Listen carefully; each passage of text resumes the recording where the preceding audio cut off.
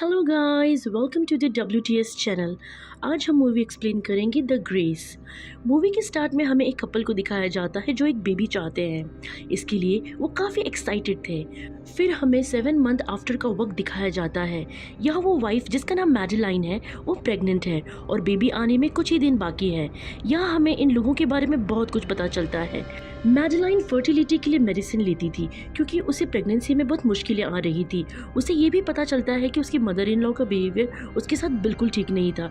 ऐसा इसलिए था क्योंकि वो चाहती थी कि मैडेलाइन उसके कंट्रोल में रहे और वो उससे बहुत नफरत करती थी। मदर इन लॉ ये कहती थी कि जिस डॉक्टर से मैं मिला रही हूँ तुम लोग उसी से मिलो, लेकिन मैडेलाइन को डॉक्टर बिल्कुल पसंद नहीं था क्योंकि वो उसकी प्रॉब्लम को सीरियस ले ही नहीं रहा था।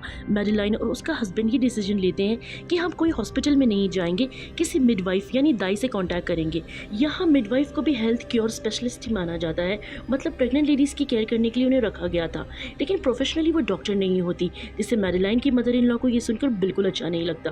वो कहती हैं ये सीरियस सिचुएशन है, तुम्हें हॉस्पिटल ही जाना चाहिए, लेकिन फिर भी मैडेलाइन एक मिडवाइफ को हायर कर लेती है। मैडेलाइन का हस्बैंड उसे कहता है कि तुम एक बार फिर से सोच लो, लेकिन वो उसे समझा देती है कि कुछ नहीं होता।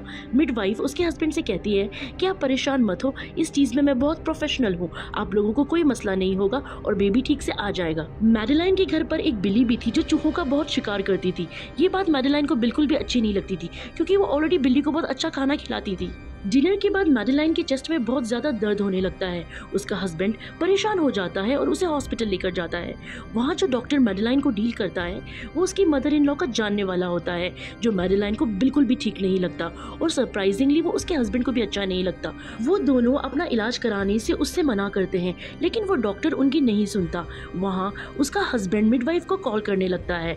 हस्बैंड के कॉल के बाद मिडवाइफ आती है और डॉक्टर से कहती है ये मेरी पेशेंट है, काइंडली इसे दूर रहिए। रात में मैडेलाइन और उसके हस्बैंड घर जा रहे होते हैं, ड्राइव कर रहे होते हैं, तब अचानक से उनका एक्सीडेंट हो जाता है और इस एक्सीडेंट में मैडेलाइन के हस्बैंड की डेथ हो जाती है।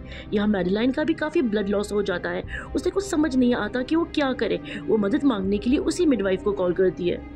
मिडवाइफ आती है और मैडेलाइन को घर ले जाती है, लेकिन यहाँ ये दिखाया जा रहा है कि वो उसका प्रॉपर इलाज नहीं कर पा रही होती है। मैडेलाइन को हॉस्पिटल लेकर जाना ज़रूरी हो गया था क्योंकि उसकी तबीयत खराब हो रही थी। उस मिडवाइफ को सारी नॉलेज थी तो उसे पता चल चुका था कि उस एक्सीडेंट में मैडेलाइन का बेबी भी मर चुका है, पर मिडवाइफ मैडेलाइन से ये बात छुपाती है क्योंकि पहले बहुत टाइम बाद ही उसे ये खुशी मिली थी और अब तो उसका हस्बैंड भी मर चुका है। अब बेबी आने में कुछ ही दिन बाकी था। मैडेलाइन चाहती थी कि वो अपने बेबी को अपनी आंखों से देखे। अब सीन चेंज होता है और ये दिखाया जाता है कि बेबी बहुत मुश्किल से आता है। मैडेलाइन को काफ़ी पेन होता है, बेबी तो ऑलरेडी डेड था। मिडवाइफ ये देखकर रोने लग जाती है। मैडेलाइन अपने बच्चे को गोद में उठाती है और बार बार उसे ये कहती है प्लीज़ वापस आ जाओ, प्लीज़ वापस आ जाओ, और वहाँ एक मिरेकल हो जाता है और बेबी जिंदा हो जाता है। ये इम्पॉसिबल था, जिससे मिडवाइफ काफ़ी ज़्यादा हैरान हो जाती है। मैडेलाइन अपनी बच्ची को देखकर मुस्कुराती है और अपनी बेबी का नाम ग्रेस रखती है। मिडवाइफ जानती है कि बेबी तो काफ़ी दिनों से डेड था, तो उसको ये सब ठीक नहीं लग रहा होता। मिडवाइफ मैडेलाइन से कहती है कि तुम्हें हॉस्पिटल जाना होगा, तुम्हारा और बेबी का टेस्ट करवाना होगा, पर मैडेलाइन नहीं मानती, ना ही वो अपनी मदर इन लॉ से कोई हेल्प लेना चाहती है। कहानी कुछ महीने आगे दिखाई जाती है जहां मैडेलाइन अपने घर में रहकर अपनी बेबी ग्रेस को पाल रही होती है। दूसरे ही सीन में हमें उसकी मदर इन लॉ को दिखाया जाता है जो अपने बेटे के खोने के बाद काफ़ी ज़्यादा अपसेट और दुखी दिखाई देती है। उनके दिल में मैडेलाइन के लिए काफ़ी नफरत और बढ़ जाती है। मदर इन लॉ अपने बेटे को खोने के बाद काफ़ी ज़्यादा अकेली हो गई थी और वो एक बच्चे को पालना चाहती है, तो ऑब्वियसली वो यही चाहती है कि वो अपनी ग्रैंड डॉटर को अपने घर ले आए। फिर ये दिखाया जाता है कि मैडेलाइन ये नोटिस करती है कि ग्रेस के आसपास काफ़ी फ्लाइज या मक्खियाँ होती है। कभी कभी वो मक्खियाँ ग्रेस की नाक में भी चली जाती हैं। अगले दिन मैडेलाइन ग्रेस के इर्द गिर्द एक नेट लगा देती है ताकि मक्खियाँ उसके आसपास ना आ सके, लेकिन शॉकिंगली वो मक्खियाँ फिर भी उसके आसपास आ रही थी। अगले दिन मैडेलाइन विंडोज़ को भी बंद कर देती है, इवन उन्हें सील कर देती है।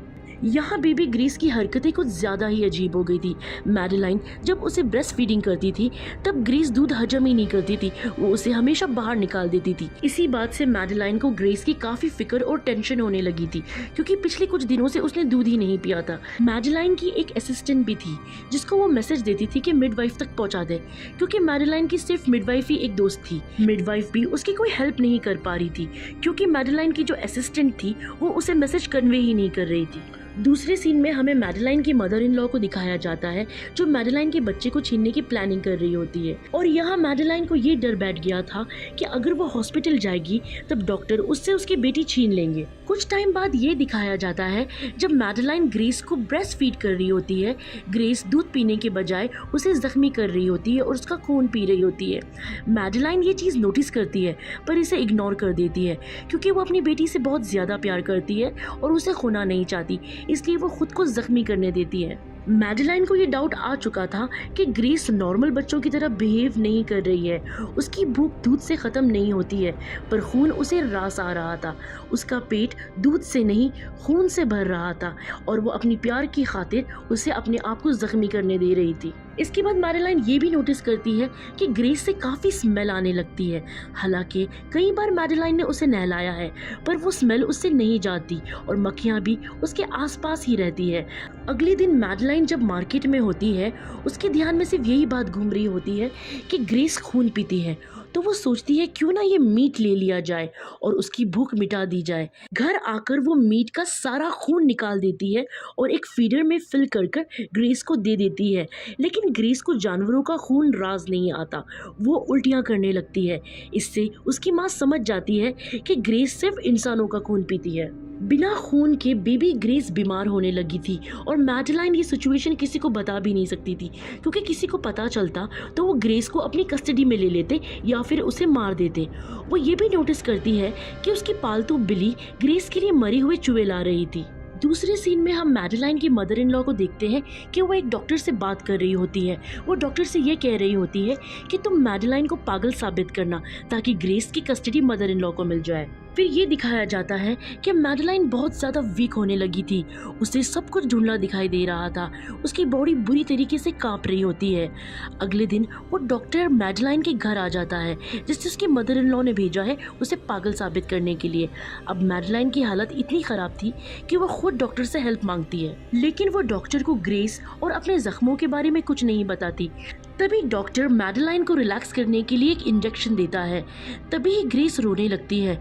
डॉक्टर उसकी अजीब रोने की आवाज़ सुन लेता है।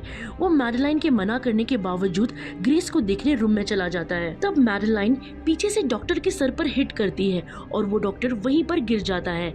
मैडेलाइन को फौरन ये ख्याल आता है कि ये डॉक्टर का खून ग्रेस को पिला सकती है। वो एक सीजर से उसकी बॉडी काटती है और फीडर से उसके ब्लड को भर लेती है और ग्रेस को पिलाती है। यहाँ ये दिखाया जाता है कि बेबी ग्रेस वो खून को बहुत मज़े से पी रही होती है। मैडेलाइन डॉक्टर की डेड बॉडी को बाथरूम में छुपा देती है। अब हालात बहुत बिगड़ चुके हैं। वो अपनी बेटी के प्यार पे पागल हो चुकी है। दूसरी तरफ उसकी ग्रैंड मॉम अपनी ग्रैंड डॉटर के लिए तैयारी कर रही होती है। उसने तो एक बेबी रूम भी बना लिया था। उसे पूरा यकीन था कि उसका भेजा गया डॉक्टर ये काम पूरा कर कर आएगा। वो डॉक्टर को कॉल पे कॉल कर रही होती है बट वो डॉक्टर आंसर नहीं कर रहा होता। तब मदर इन लॉ खुद मैडेलाइन के घर जाती है और मैडेलाइन डॉक्टर की डेड बॉडी छुपाने में बिजी होती है और तभी ही वो मदर इन लॉ रूम में आ जाती है और ग्रेस और एक हैमर को उठा लेती है। मैडेलाइन जब आती है तब देखती है कि ग्रेस अपने बेड में नहीं है। सीढ़ियों से वो अपनी मदर इन लॉ को देखती है जो ग्रेस को उठाकर जा रही होती है। मैडेलाइन उनसे रिक्वेस्ट करती है कि मुझे मेरी बेटी वापस दे दो, लेकिन वो नहीं मानती और मैडेलाइन को हैमर से हिट कर देती है जिसकी वजह से मैडेलाइन ज़मीन पर गिर जाती है पर वो मरी नहीं होती है। जब वो मैडेलाइन के करीब आती है तब मैडेलाइन उनका गला काट देती है और उसी हैमर से मार देती है। उसी टाइम पर वो मिडवाइफ भी वहां आ जाती है क्योंकि उसे मैडेलाइन की काफी फिक्र हो रही है। फिर मूवी के एंडिंग सीन में हम ये देखते हैं कि वो मिडवाइफ अपने ट्रेलर में कहीं जा रही होती है। उसके साथ मैडेलाइन की कैट भी थी, मैडेलाइन भी थी और ग्रेस भी थी और ये दिखाया जाता है कि ग्रेस के दांत भी आ रहे थे। अब ग्रेस खून ही नहीं इंसानी मीट को भी खाने लगी थी और वो मिडवाइफ इस काम में हेल्प किया करती थी ताकि ग्रेस को खून मिलता रहे। लास्ट में हमें ये दिखाया जाता है कि ग्रेस ने मैडेलाइन की बॉडी को भी खाना शुरू कर दिया था और ये बात 100% पॉसिबल थी कि वो अपना पेट भरने के लिए बाकी लोगों को भी मारकर खाएगी और कहानी यहीं ख़त्म हो जाती है। ये फिल्म इस बात की मिसाल है कि कैसे एक माँ अपने बच्चे के लिए कुछ भी कर सकती है, किसी भी हद तक जा सकती है और अपनी लाइफ भी आसानी से सैक्रिफाइस कर देती है। कहानी अच्छी लगे तो please like, share and comment कीजिए।